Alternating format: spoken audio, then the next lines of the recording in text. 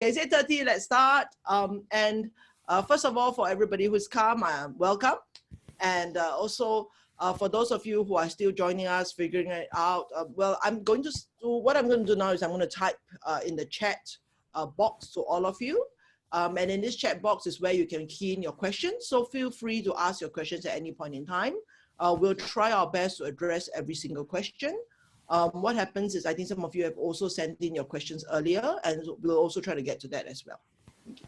So welcome. And for those of you who don't know me, my name is Serene, and this is the Serene View series of webinars. So for each webinar, I will invite 3 experts on the same topic, and we will talk about one topic. So today, what the topic we're going to talk about is how can you be better heard at work? And I've invited 3 fabulous ladies come. So the 3 of them, you can see them in the boxes. So from top left is Florence Oliveira. Am I pronouncing this correctly? Perfectly.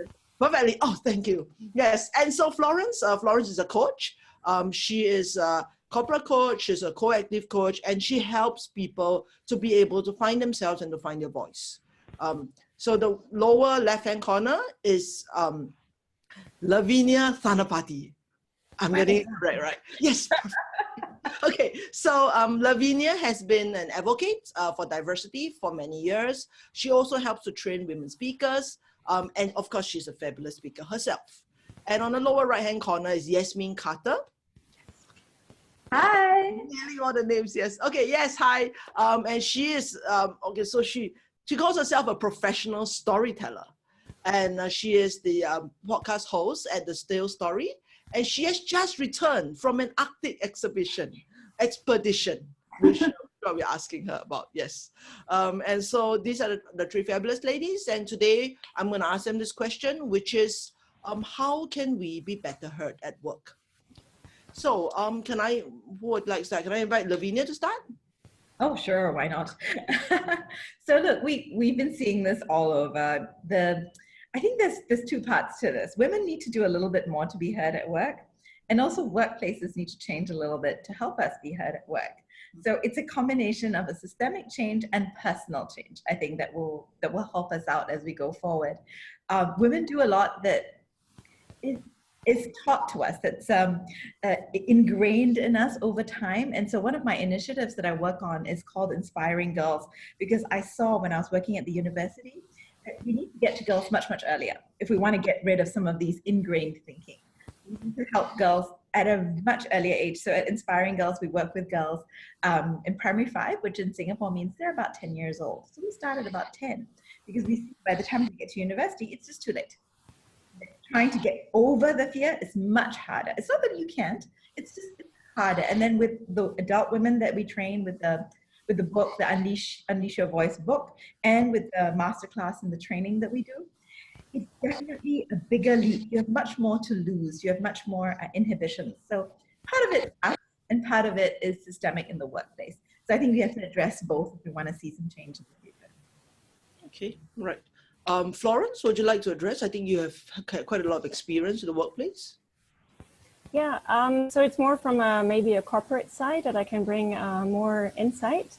And okay, it's not clearly about frequency or loudness that you get heard, but I would say it's more about maybe your brand and the added value that you bring.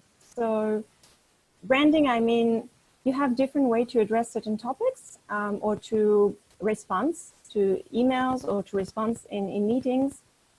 And the way the consistency you respond is your brand. Let's say, for example, you have a position on collaboration, then everything you will respond will be from a collaboration point of view. So that's the branding part. So what is important for you is really to understand what is your brand and what are the values that you want to bring forward each time you answer, and stick to those. And the more you repeat, the more people will remember that, and they will become your brand. And the added value would be more, what is the part that you bring in? You could be an expert, a subject expert, or you can be the one that is actually bringing clarity to the topics. Maybe you're not the expert, but by facilitating the discussion or by summarizing at the end and pushing people to action, then you can also bring some value. So for me, this is the 2 axes that I would like to to encourage people for being heard. Yeah, I love those. Yeah. Go, So go I on. love- Sorry, Yasmin. Yes. I love those points. And just to add on to another dimension as well, I think a part that most people don't realize, it's not also about how we want to speak, but how someone else wants to listen. And oftentimes, depending on who we're talking to, if we're in an audience or in a group or in a team, that it's very much by personalities that are, like big picture, going the distance, and you're coming in with too much details, they tune you out. So it's really about importance to realize that it's also one component is, yeah, you have to speak, you have to have that courage, that inner confidence, and also have that brand. But you also need to know that if this person likes things quick, then you have to summarize a point, or next time you come across to see them again, they're like, oh my gosh, the long-winded person, and they make up excuses, or someone will walk over you as well. So that's something that people don't realize as well, is like if someone wants a big picture, if somebody wants a personality component of it, like how are you, Florence, how are your kids and your husband kind of situation, that's fine too. But I think oftentimes we don't customize it. We use our own strength, and we need to realize that actually our strength is perfect. But we need to also realize that the person in front of us has every single day at least 400 emails in their inbox. They're seeing 3,000 marketing messages. They are bombarded. They have their kids, their family, their bosses, their commitments. So we need to speak their language as well. And that's one way we can. Can I ask a question? Sorry, again, yes. Do you think this audience-centricness, which is what you're saying, this audience, focusing on the needs of the audience, do you think women see it differently to men, or do you think, just in your experience, because this is intriguing to me, that the audience-centric communication is crucial, of course, but do you think there's a difference in the way men and women perceive it? So I think a big part of it is the fact that we've been naturized to be a certain way. So women are naturized to be more caring and more thinking, and that may not be my natural skill, but that's something that I've been trained to do. So that's something that's also very important. So I'll give you an example, like my personality is very much what's the point, result, everything. But because I've been naturized, I know like, hey, how's everything? And I've been trained a certain way to communicate for certain people. So actually for women, a lot of times, because we're naturized, we can adapt very easily. And that's actually our superpower. But once we know, actually, wow, okay, that's cool. Like I'm already adaptable, boom, in my pocket. But the person in front of me, like, what do they also want to see as well? And if we can do that, then it's a winning solution. And if you look at the women today, like before they were saying like all these books were like, be like a man. Actually, you don't. Forget being like a man. You just need to use your voice and customize the message depending on who you're speaking to. Because even men are different. There are men who are very, and also women, who are very analytical. They want to know the data. If you tell someone like that, hey, don't worry, automatically, they're like, shit, I should be worried. For somebody else who's big picture, they're like, whatever, risk, no gain. So it's not about a woman or man. It's about the fact that, yes, as women, we're naturized, so we have that magic skill. But at the same time, can we customize depending on who we're speaking to and make that more impactful and make that more persuasive? I think I see that a lot, what you're talking about really resonated, because I see that a lot with the women. What they often do is, though, women worry about being likable first. Yeah. This is the big difference in the way we approach audiences. Women are worried about whether they're likable, and in a way, they're right to do that. Women are more judged based on their likability. So women who are, you can see it in movies, right? Like The Devil Wears Prada, you see it. The character of the editor would not have been in question at all had it been a man, because likability is not a trait we look for in men when they communicate. But with women, we're taught to be nice in that. So while we're concentrating on the audience, like a lot of things to work on. Are we being nice? Are we being not too aggressive? Plus, what does the audience think? So do you have some experience with that when you teach what you teach? Yeah, so that's so I look at actually building trust and how we become better storytellers. I look at it as two components. And the first component of it is actually working on our inner trust. Because oftentimes what happens is if we're using, what we think is the right way, and it's not in alignment to who we are. Like, for example, I was working with Florence on her keynote speech, and Florence has a beautiful style. She has to use her style. If I tell her, Florence, give the speech this way, she will be terrible. And she will be terrible not because of any reason, but because it's not her style. So I think the key thing is to realize that there needs to be a congruence of that what we feel on the inside and how we also communicate. And I think oftentimes many of us, including myself, like for a very long time, I was using the style that I thought I had to have, but that's not my style. Like I'm a kind of style that I want to be relatable. That's my personal brand. I want to be someone that understands. So if I don't use that, then it kind of becomes like, like I'm a bit quirky. I make stupid jokes. That's me. Someone like you, Lavinia, you're elegant, you're graceful. That's not your style. You're going to be coming in as like, I'm a badass. That's who you are. And you talk like that. I've seen you talk on stage and you own that. And that's why it's magical, because you're owning it. And the same thing for you, Florence, and I'm sure Serene as well. I haven't seen you on stage yet, but you probably will have a different take. And that because that inner layer of trust is there. Now on the outside layer is like, how do we build the outer trust layer with who we're speaking to and who we're actually getting to be on board? And that's the part that is a little bit different. And we need to learn to adapt for different people. But in the end of the day, it's like, that's why with women who are a little bit more experienced in the workspace, they typically either fall into two baskets. The one where they're like, I know my shit, whatever, or the one who's just like, I'm not sure if I'm still saying the right thing. But that happens for women and for men, not only for women. And the one that comes up for men becomes very, like, what I've noticed is a trend, it becomes very ego-driven as a way to compensate for the fact that I'm not so sure that I am trustable or I trust myself yet. So let me come across as aggressive or whatever it is. But society accepts that. So it's not about picking one or the other. It's just about realizing there's multiple components and also multiple dimensions. And a lot of it is about self-acceptance for ourselves. But that's a whole different, probably like panel discussion we can have as well. So I'm going to pass it back to you, Serene. No, but actually what I was going to say is that I just realized that this point contradicts your earlier point. So your point now is that, we should be ourselves and speak in our own style. But just before this, you were saying we should customize and adapt to our audience. So from a just from a lay person, I'm like, okay, isn't that like totally contradictory points? No. So like in terms of like, yes, you should be yourself. But if you're the kind of person who goes on and on and on and tells the very detailed, elaborate information, and the person you're speaking to is not, you need to adapt it. It's not about changing it. You cannot talk a different way, but you need to adapt it. So that's the difference. It's like you still need to own yourself, use your tone, everything else. But if you're going to be long-winded with someone who doesn't have time, then don't. If someone's analytical and wants data, you bring in the data. You don't say like, I think or I feel. No, if someone's analytical, they want to be like, what is the numbers? What is the facts? What is the narrative from that? So it's still you, but you need to have you plus your, I would say like superpower sidekicks. Like, like a little, I don't know what it's called. Superman has a sidekick, whatever. So like a little backpack strategy. Yes. Okay. I agree with that. It's not incongruent because we all train ourselves to do some things. I mean, that are not natural to us. It doesn't make us less authentic because we've trained some of it. I didn't like get born and suddenly be able to get on a stage and, craft a message and deliver it. Some of this comes from experience. Some of it is trained. Some of it is actively learned.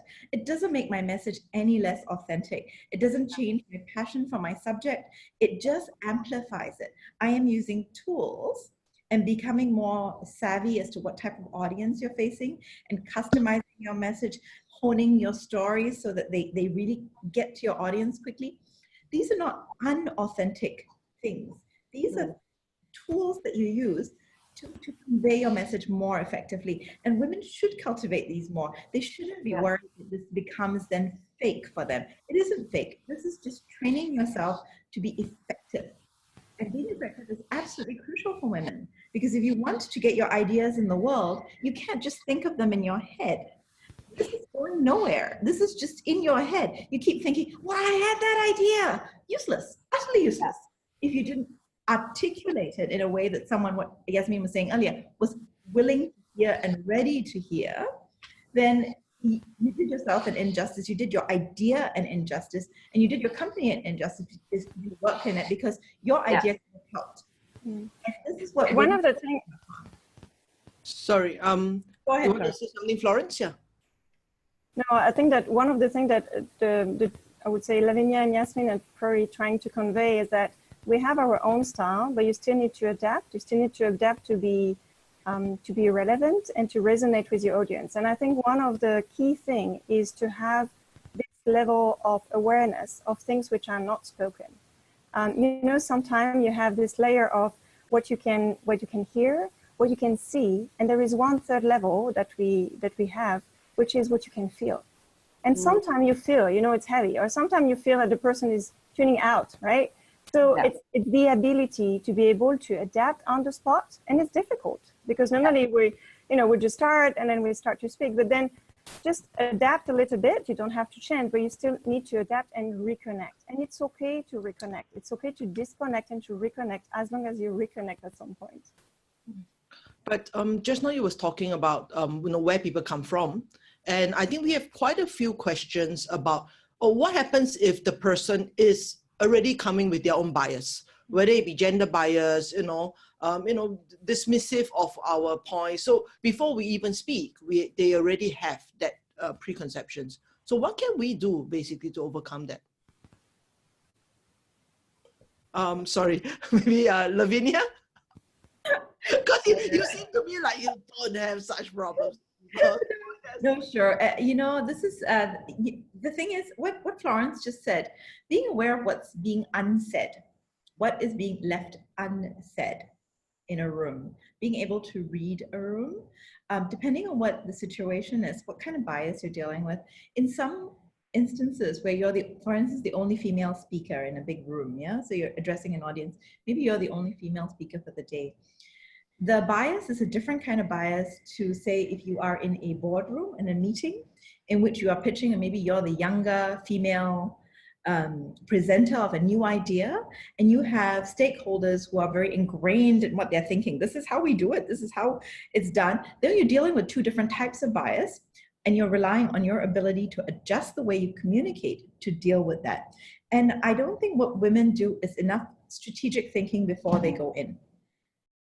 Women prepare content like it's, really, someone said, one of the big problems with women, they don't prepare. This is certainly not my experience. Women prepare to death. They should prepare less. It's my advice. Women should do less research and more thinking. And this part is what I think women could benefit from. Think about the outcome that you want and focus on the outcome, because that's what you really want. You have something that you want out of this. You want buy-in. Are you realistically going to get a full buy-in? Are they going to be throwing you a party at the end of this meeting? Unlikely. What is the step that you want from them? Being really clear about what it is you want from that. Or if you're a speaker at a conference, what is it you want? You're not going to sell them all on the wonders of having a diversified workforce immediately. What you might have, though, is the ability to persuade them that this is something that they should consider and deal with. So be clear about what you want. Where do you want people to go to? So being strategic is something I give women advice on. And especially if they're going to speak, to make the assertion, what is the point that you're going to talk about? What is it that you add? And my point, if you remember what I said at the beginning, was that both structural and personal change is required for women to be heard in the workplace. This was my assertion. I made it at the beginning. I'm most likely going to make it again at the end, because this is my point, that we both need to tackle it from a personal perspective as much as from a company perspective. It's not just women that need to change. It is both sides. And so when you're clear and strategic about what it is you want out of it, then you can create a step beyond the bias. And you will never get rid of it in one talk, one meeting, one whatever. This is dealing with what is there and what is it you strategically want out of it. Thanks, Lavinia, for that perspective. One thing I would like to add on the bias is most of the time a bias exists because it's unconscious. And just by making it conscious or articulated, it just disappears. So of course you don't want to say people, oh, why are you talking like that? Because, I'm a younger person, or no, but you can address it in a subtle way, or you can even, bring it up front and just assume it, embrace it. Yes, I am young, even though I have, that experience, and based on my experience of X, then you bring also your authority. And why do you have an authority to talk about a topic or to present or to bring ideas? So this is also something where we need to work on by voicing out the authority that makes you legitimate to talk or to present something.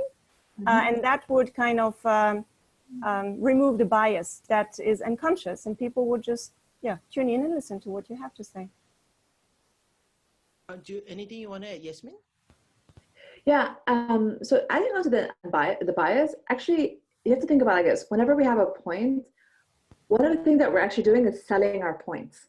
And what happens in any kind of a sale of a new idea, the first thing is, first of all, like, how do you show up? Like, it's in the end of the day, we're buying from the messenger. Like, do you look the part? Are you saying the right thing, and so forth?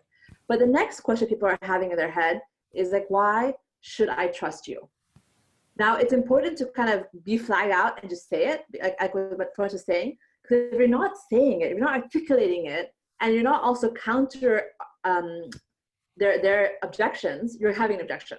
So it's better to be able to say like, hey, you may think that I am too young, but right now the workforce is changing so rapidly, and add some, whatever the facts are. Or you may think this, or you may think that, and you have to bring in your argument, whatever that may be. It doesn't make a difference what you're selling, whether it's an idea or a campaign or a project, or even a team lunch, like where should we have lunch? Now you might be feeling that place is a good idea, but today on my app, we have a special offer. And if you go in like this, you can get this offer. So you are even always bringing those things anyway in subtleties of how we communicate. So I think the idea of thinking that we're not biased, like one of the things I do in my volunteer time is I train principals, teachers, as well as students about religious bias. And every one of us is biased. And I'm a mixed child. So and for me to say that out loud is like, but I should be the poster child of not biased. No, we all are biased because we're so unconscious. We show up and we say, well, I can't help it. People like that are just like that. People who are this certain way are lazy. People who are like that are just like not hygienic. What is this, all this rubbish? But we pick it up and we say that anyway. Or like, women shouldn't be vocal. Okay, sure, that's fine. But have you ever once countered to think that actually maybe it's not the case?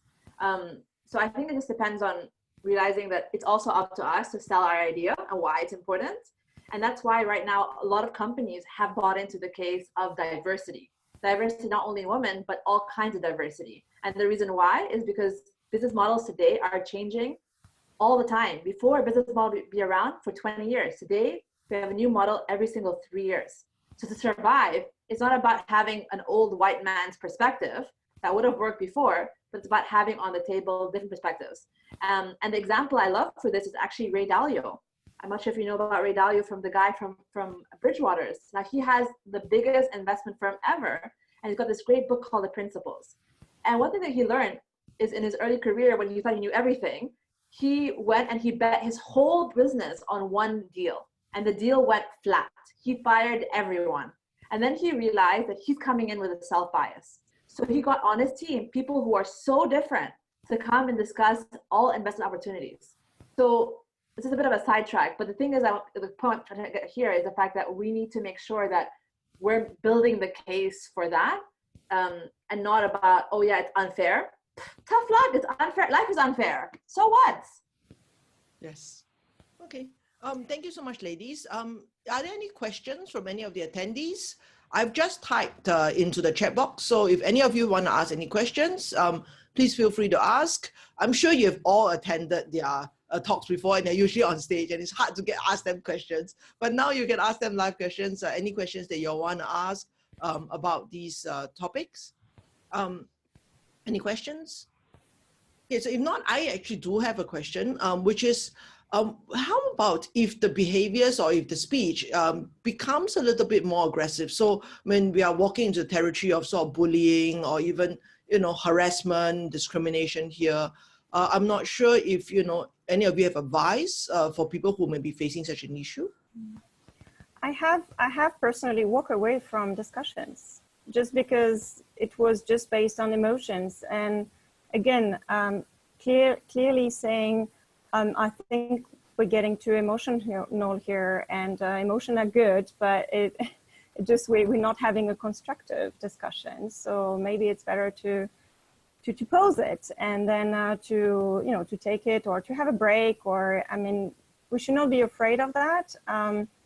And because we want it constructive. So I think what is important is if you make a break to a conversation, you need to explain why. It's not that you walk away or you try to dismiss the discussion, but it's that you just think it's not going to be having a positive outcome, or so we just need to take a break and then come back in the discussion a bit after. Okay. Yeah. The other two ladies? Yeah, to add on to that as well. So my first job, I actually got bullied by my boss, and she was a woman, not even a man, right? A woman in an oil and gas company, really unhappy woman. But I think what I realized is actually, as much as that was her fault, also my fault. And it's also important to set healthy boundaries. So first, give a great example by saying like, look, this is not okay with me, and she walked away. But I think it's also about defining what those boundaries are for us. And for everyone is different. At 21, I just thought, well, I'm young, this is how it should work. And now I'm a little bit older, a little bit wiser. I've learned maybe actually it's not okay if someone bullies me and I say go and cry in the bathroom once a week, because that's not actually okay for me. So I think it's also part of realizing that and learning that, which it does take time. I never found anyone who knew that from when they were younger. I think you have to like learn it because you mess up. I don't know about you ladies, but I didn't find that easy to learn at all. Lavinia? So, yeah, this is, I find it hard to bully Lavinia, so she has had no experience. it didn't start off like this, can I say? No, but yeah, of course. That's why I think it's beautiful. Yeah, it's a lot of this is working on what it is, being clear on what it is you're there for. I think when you're clear what you're there for, it's very hard for people to knock you off. Look, I'm often the unusual person in the room. I'm never the majority like Yasmin. You know, we don't really have a place where I'm ever the majority ever. Even, you know, I'm Indian. There's a billion of us, and I still don't fit in there because I'm not Indian from India. I don't speak Hindi. I don't speak any of India. You know, a billion Indians, you'd have thought I'd fit in there, but no, even there, I'm not. I'm not one of the majority. So I never am in any room. My peeps are not. Yeah. So I've gotten used to this, and I see it with others who are. You know, say in Singapore, if you're Chinese, or if in Germany you're a typical blonde-haired, blue-eyed person. It's and I've worked in many of these countries, and I'm always the one that's not. And so I've long ago learned to work out what it is I stand for and to stand for it. And I've learned also that I don't really care to be likable. This is a very hard decision for many women. It is a difficult decision to decide that likable is not something that you're going for, that you're okay with not being likable, because you're so focused on what it is you need to get out. And this is tough, and this comes with experience, and it comes with time, and it comes with matching the time and the circumstance. So yeah, you know, you're right. It is difficult to bully me. It is generally considered I don't get that now, but at some point earlier in my career, it was very difficult. Constantly the different one, constantly the only one. I'm a lawyer by training. It isn't easy to be always the one who is different. But over the years, I've learned to embrace it. And now I really, being likable is so low on the list of my priorities. It's only important that I'm consistent. The way I look and the way I present is consistent with my message. And this is what I encourage many women to focus on. Yeah. So if you, I think a lot of women still, value, for example, likability, and a lot of women still find it difficult because they are interrupted or in some way. I think they are unable to speak as assertively as the three of you. So what would you advise? What would be one sort of baby step or some kind of practice that they can do to be more assertive in their speech? I'm going to challenge you on this question. I don't think it's about being assertive. I don't think it's important for me at all. I think what it is that, like, going back to likability, actually, I think it's about liking ourselves first. And oftentimes what the issue is not that we want to be liked, it's the fact that, like, someone doesn't like us, then we question if something is wrong with us. And nothing is wrong with us. In the end of the day, there's 7 billion people, and it's impossible to like everyone. It's impossible to be liked by everyone. And that's just the truth. And I think I spent many, many years battling that as, like, I need to do this because I'm like Lavinia. I'm half Egyptian. I'm half Singaporean. I lived in 8 countries. I was dyslexic as a kid, didn't know the answers as an adult, so I thought I was stupid. So you give me everything. I can get like, she gave me a checklist, probably like 3 books long of everything I was not like. So for me, I was trying to justify the fact, well, if everyone liked me, then I would fit in. But actually, I always fit in. I fit in the moment I decided, actually, I'm special the way I am, just like every single one of us here on this call is special the way they are. Like the fact that like Florence has left and now living in Singapore, the fact that Lavinia is like insane powerhouse, and the fact that you're also doing this series, this is just us trying to figure out what it is for us. And I think that for me is the biggest like thing, is to like ourselves and to realize that I may not be perfect, but who cares? Every day I show up and I'm trying to be the best version of myself. And that's all that for me, it matters to me. And that go back to also what Lavinia was saying, is you need to know what you stand for. If you know what you stand for, then, you know, you did your best in that regard. And then maybe there is another one that, you know, was not so good, but then it doesn't matter, because for you, what was important was that part. And this is also going back to knowing what is your core values. And knowing yourself. I think knowing yourself is very important. That will build your self-confidence. Yeah. And sometimes will help you to relate with others. You were saying earlier, it's difficult sometimes when people are interrupting you, or then maybe perhaps one of the way is to re-articulate the common goals you have. So then again, you know, the dynamic is positive. So there are a couple of tricks that you can use in individual interaction, but you need to know yourself better first. And that's why coaching is really important. I attest to that. I've had coaches my whole life. If you're struggling with your career, Florence is your girl, just because it's so important to realize these things, and none of your friends will ask you these questions.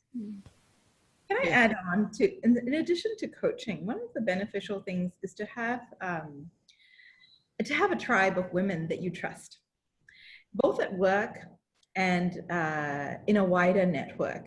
I have benefited hugely from the experiences of other women. I wouldn't call them my mentors, but they were definitely women I could bounce ideas off. Sometimes in the workplace, they were the ones who said, hey, Bob, I see you're agreeing with Lavinia's point, which helps Bob not claim my idea as his, because another woman in the room helped amplify my voice. So finding these women who will stand with you can be very, very powerful. You can call it whatever you like. Yeah, the more we stand together, the more likely we are to be heard, to have our ideas heard, to be able to claim those ideas as our own. Because I won't lie, it has happened more than once and I'm sure the women listening will have had this experience. They had an idea, they put it out into the world, and the man came along and claimed it as his own. Where the first time when it was said, when you said it, no one heard it, and then he says it and suddenly it's his. So having other women help amplify, so this is amplifying is a very important way, and you can only do that if there are other women, and maybe you find enlightened men as well who are willing to do this with you, especially if you work in a very toxically male culture. And I'll be perfectly honest, I've had more than one woman say in today's day and age that they're still working in a toxically male environment. So definitely it helps to have other women, particularly, and if you can find men, that's even better, who have your back as you go on the career ladder, especially when you're early and you're, you know, in that crucial middle management space when you're trying to break through. It's so crucial to have a tribe around you. Yeah, and we do have a couple of men on the line, so I really would like to open that action to men as well. Anybody that you see the ideas it doesn't go through in a meeting. As Lavinia said, just take it, amplify it, and give the credit to the person that gave it first. It's also each other's responsibility to make sure that everybody gets heard, that every perspective is respected and listened, so then the outcome is better. So also, I mean, the men in the call, it's important to support men and women's opinion. Basically, whoever can be heard, just be their amplifier. But I also find that it's very helpful to have these alliances. So a lot of times I find women are like, it's like what Lavinia said, you're so well prepared. You walk in just before the meeting, you know, because you had something else to do before that, and then you leave immediately afterwards. And I find that actually the period of time before the meeting, especially, is very important for building alliances, to get there early, speak to the people who are there, let them know, oh, this is what I'm going to propose, get them on your side, before the meeting actually starts. And actually that's something I found to be very helpful. And even after the meeting has left, that, okay, continue to build these alliances, because I guess the implementation part or whatever is coming up next will need support as well. And I found that, but I find a lot of women not doing it. They're very focused on the work rather than on the relationship building. Well, this is the invisible thing, the hearing what is not being said, feeling what is in the room. What she said earlier was really very powerful, in that what women do is we're so focused on this list because we're doing so many things. We're bearing the bulk of the household duties. We probably run a marathon with our children before we even got into work. And then we race straight into the meeting instead of hanging out with everyone else, having a coffee, who got there earlier to be able to have a coffee and take the mood of the room. So we need to build this into our understanding that a lot of it is unsaid. What she said, we need to be aware of what is unsaid and how much of that is done before a meeting, after the meeting, or at the pantry or whatever it is. It's not being done in front of you. You need to be very aware of that. Yeah, I agree with Lavinia. The chit chat that you have before a meeting, and this is also the problem with the phone, right? Before, when you get into a room, people were talking to each other. Now everybody's taking emails. So I would say maybe put a basket at the beginning of the room and just put the phone there. So then people start to talk to each other again. This chit chat are very important to know what's the person background in their mind. Are they ready to be here with you? Are they ready to make a big decision? Sometimes if you present something important, are they ready to be challenged on something they've been doing for a long time? And here you propose something that took them in a different path. You need to know that, because again, then you might adjust the way either you deliver the message or the way maybe you don't do 100%, you do 30%. And really, I would like to hear Yasmin about the storytelling, because I believe storytelling is a key way to deliver messages and to get messages sticking to your mind. So Yasmin, do you want to give any tips on that? Yeah, so I think I'll give an example of what not to do. So last week I was with a client who's actually a man, so it's pretty different, but he was talking about he's going to pitch at work, and he basically said like 5 key statistics. And he thought he was being clear. He's like, well, I gave statistics. It's like, actually, but like, what is the point and what do you want? And I think essentially with telling a story, it's not about story for story's sake. It's story to build that credibility, to get the buy-in. And how you craft it is to know, first of all, like, what do you want to say? Like, really know what you want to say. And you have to be very crystal clear. And oftentimes what people find very confusing is when you go into telling a story, but you have so many messages and it's just like, but whatever. And the reason why it's even more important is because the confused brain never says yes. If someone is confused, they're never going to be like, okay, they're going to politely nod and look down at their phone and try to think about the rest of their day. So you need to make sure that you have one clear, crisp voice. At the very beginning of every story, you need to say why you're there and what's the point of the story. And oftentimes as women, we keep that till the end, but actually you need to tell me in the beginning, why is this important? Why should I care? Why it matters? And then you have to battle the first thing, is like my first objections. How do we make sure that we're answering those for you, before you go back and think about actually why I shouldn't say yes? You have to tell me why I should say yes. And then you pitch what the message is, what that offer is, whatever that may be. But it's a lot of build-up. And then even after you pitch that idea, they're going to have more objections. Why should I say no to you? And you have to tell them why they should say yes again. In case you're wondering, should we go here or here? Let me give you. We have right now in a business meeting, we have 3 different choices. One choice is to do nothing. One is to do something, just do something else. So we need to tell the story and map it out. The person in front of us can actually be like, okay, now I get it. Now I understand the case. So it's just important to kind of craft it out and just to have one clear message. I can go on and not talk about storytelling probably until the skies like go down and go up and go down and go up. But in the podcast, I actually do interview CEOs around how they use storytelling, and we dive deeper on some nuggets of wisdom that they use. So if you're looking to get better, like the podcast is a great resource to have to go and learn a little bit about that. But the key thing always is like, what do you want to say, and answer why? I should say yes. Not once, but twice. The way I describe this.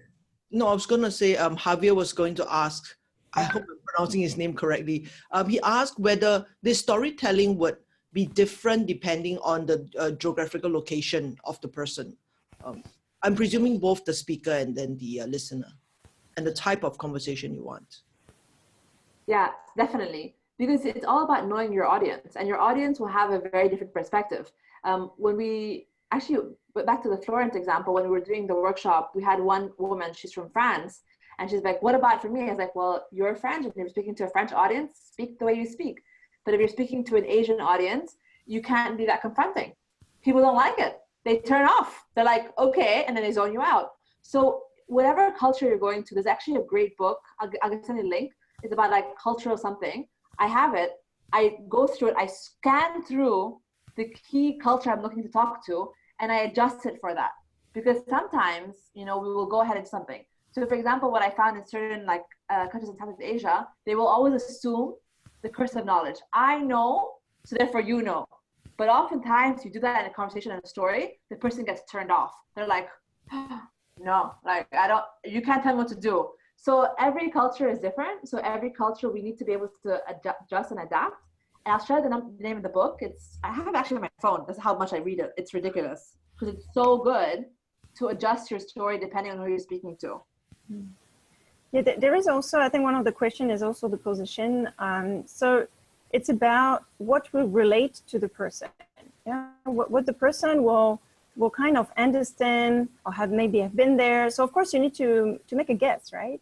Because you don't know exactly the person. The more you know the person, then the better you can be relevant. Again, we come back to the T-chat.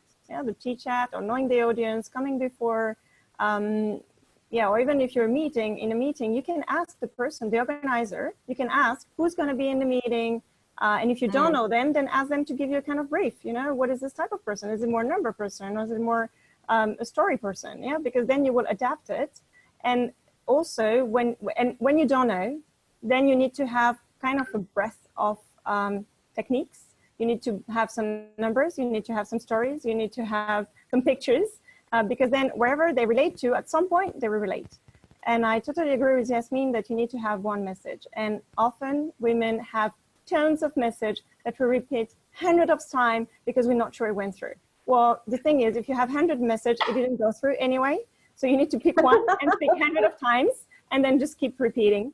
And then once you say something, that's it. The silence helps audience to digest also, and you should not be afraid of silence.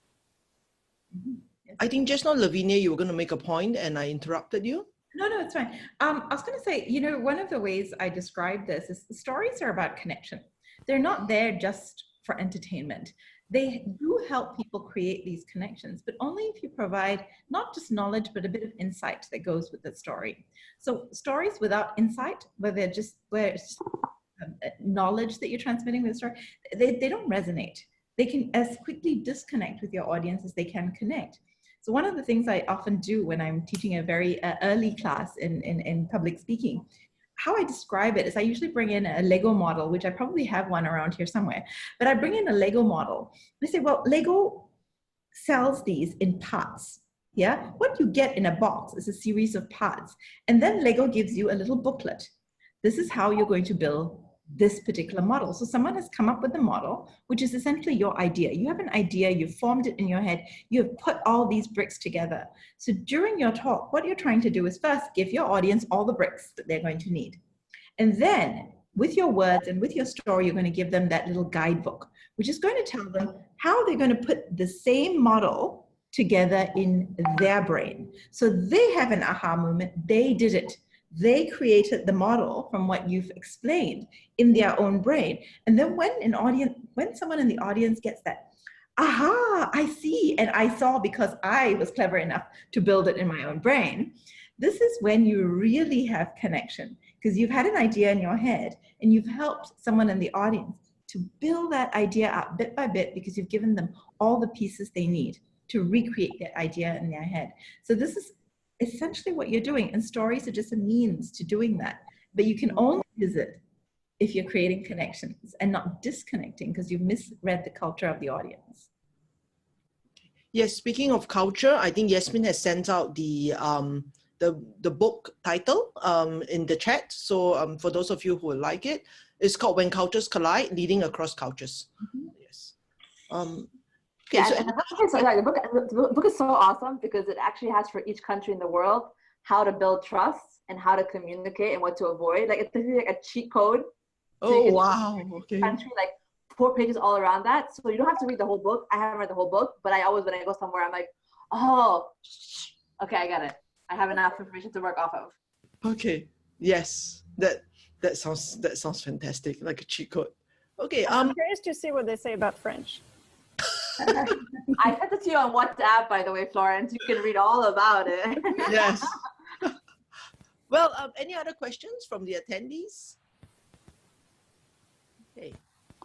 Oh. If not, then okay, it's 9:15. So for the ladies, I was just wondering, is there any difference if this kind of like being heard is done through remote? Because nowadays there's more and more, video conferences, more and more people teleworking. So is there any difference in being heard if I'm not there physically present?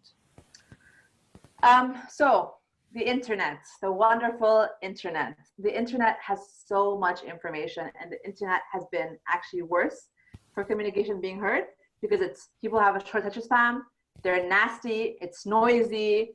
So you need to get the message to what their pain point is. As human beings, we hear stories to survive. So if it's very complicated, you've lost the audience. So have, again, one key message. Also on the internet, you have to be a little bit more dynamic because they have their WhatsApp, their phone, their everything on, the Instagram, the video, the emails. So if you're not that dynamic, they turn you off, switch you off. So you want to make sure that you're able to connect, use relevant examples, and just also know who you're going after, because you're never going to win everyone, and that's just a fact. Florence?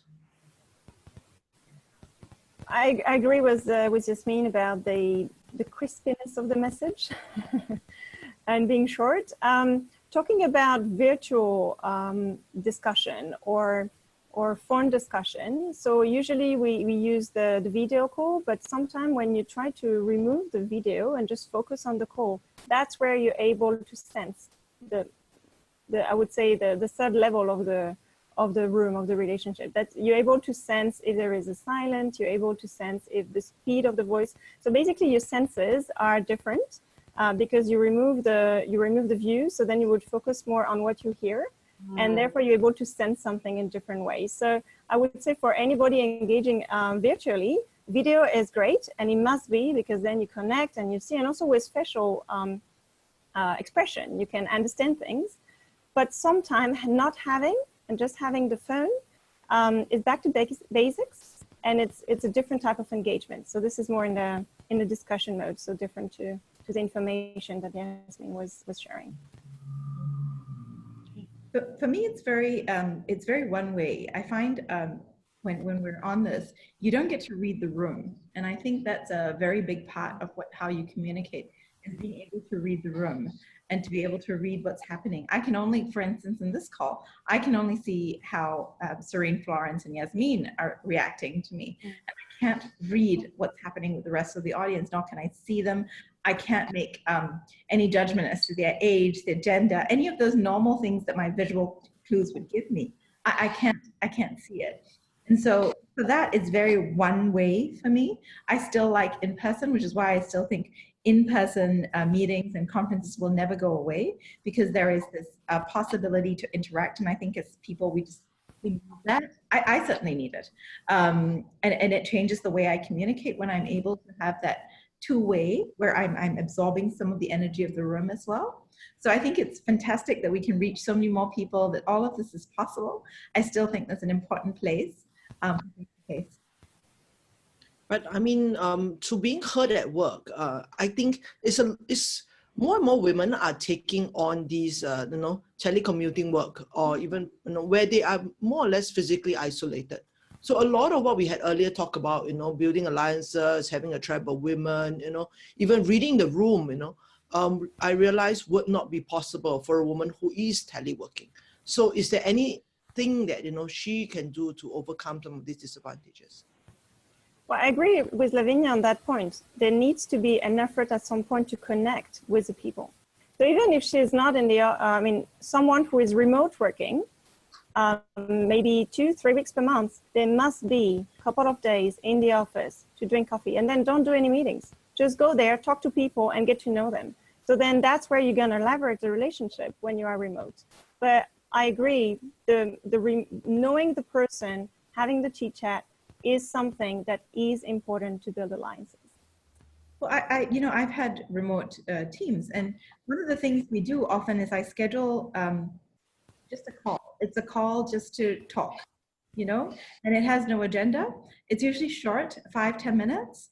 And I schedule it in for different people, and it's a scheduled time. It's not as spontaneous as say me wandering into someone's office to have a coffee, but we still do it. And I do it in part because this is when I find out someone's really having some difficulty with a piece of technology, or even with the time, or whatever it is that's part of that's in their daily life that may not come up when there's a meeting with an agenda.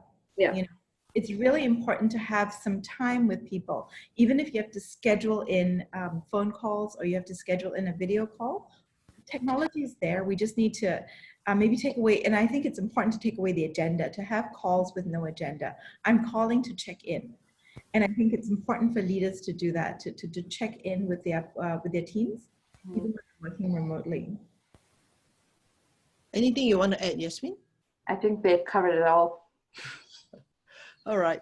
Well, okay, it's 9:20 at the moment. So I just want to check if there's any last questions from the attendees.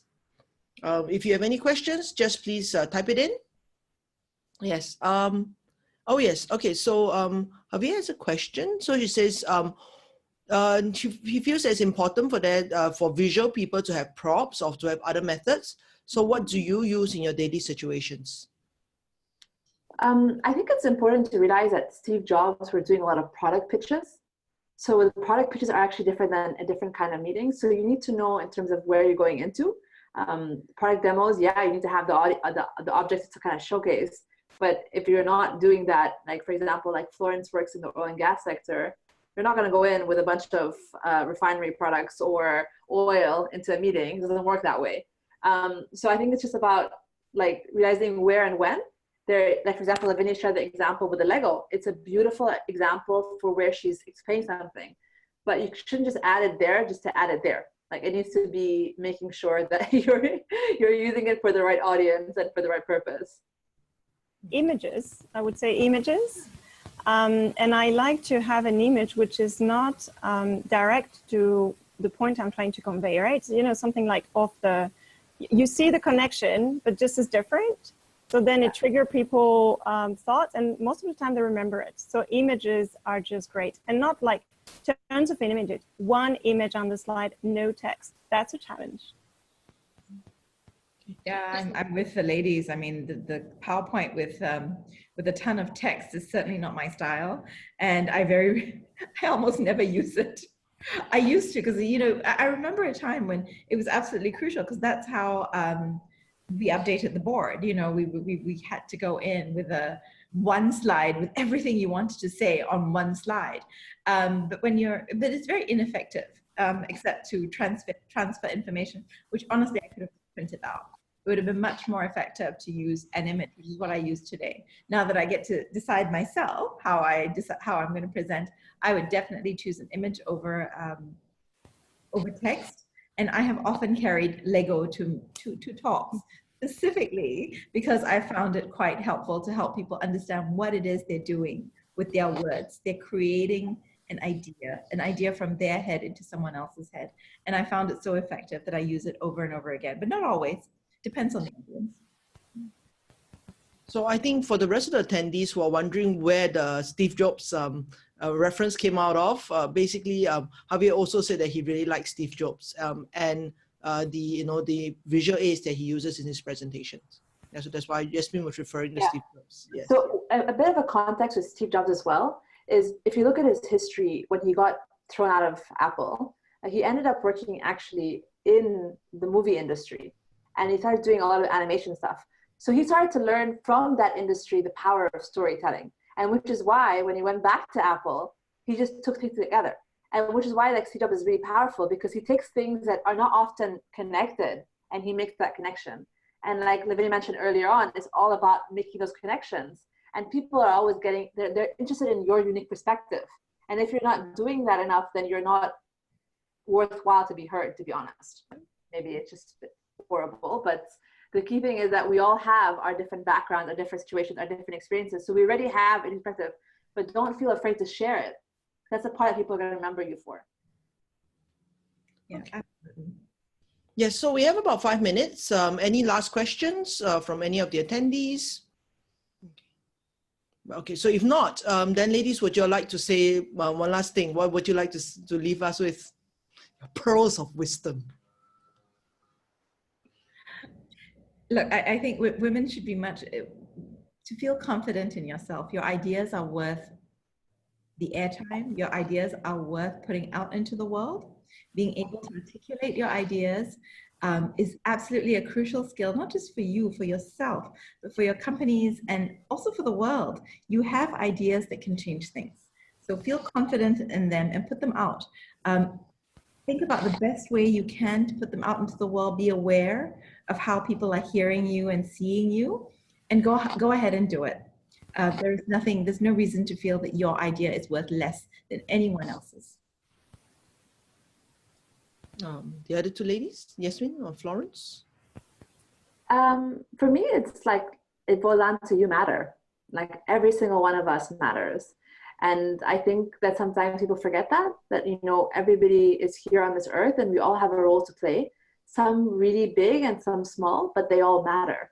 And that's something that I think we often underestimate how important it is, because you might be in someone's life the most important thing. And that's something that's so special. So there's this beautiful law of oneness in the world. And I think it's really powerful. And it talks about the fact that if you want to make a massive impact, just a massive change, if you can impact in one day one person, it's just like it impacted millions. And for me, whenever I actually do that every single day before I go to bed, I'm like, okay, you know, what is the impact of today? And just by realizing that, I just realized that every single one of us, everybody contributes in a special way, and we all matter. Okay. Florence? Maybe a last thing is about the consistency in your message, because of course people, especially in the workplace, you bring one message and then you need to be persistent, right? You need to bring it again and again, maybe in a different way, so then it resonates better. So just try it out. Try to express it in a certain way. It doesn't work, doesn't matter. It doesn't mean your idea is not good. It just means maybe you didn't get what resonates. So just change it, change the way you present it. Keep your idea. Your ideas are you, and that's the reason why they are important. So it's more in the way you convey. Maybe you were not successful with that person, so try something else. Okay. Thank you very much. So thank you very much to my three gorgeous ladies, fabulous speakers. Thank you so much for all your insights. Also to everybody who came and attended with us today, thank you so much. The recording will be ready probably in about a day or two, and then I'll send it out to everyone. I'll also send out a highlights reel as well as a 2-page summary of what we have covered for those of you who want the short version. So I'll send it out to everyone. And my next panel is going to be on the 3rd of October, and we'll be talking about meaning and purpose at our work. So please do come and join me. The registration link is the same. Okay, so thank you so much for everybody who's come by. Thank you.